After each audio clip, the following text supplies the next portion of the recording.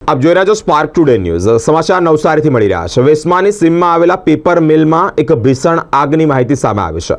ફેરડેલમાં આવેલા પેપરના ગોડાઉનમાં ભીષણ આગ લાગી છે। ગોડાઉનમાં આગ લાગતાની સાથે જ ધુમાડાના ગોઠે ગોટા જોવા મળ્યા છે। ફાયર વિભાગને જાણ કરતા ફાયર વિભાગની ટીમ ઘટના સ્થળે આવી પહોંચી છે। બારડોલી, પલસાણા, નવસારી અને સુરતની ફાયર ફાઇટરની ટીમો પણ ઘટના સ્થળે આવી પહોંચી છે। આગ લાગવાનું કારણ અકબંધ છે। આગ પર કાબુ મેળવવાના પ્રયાસો હાથ ધરવામાં આવ્યા છે।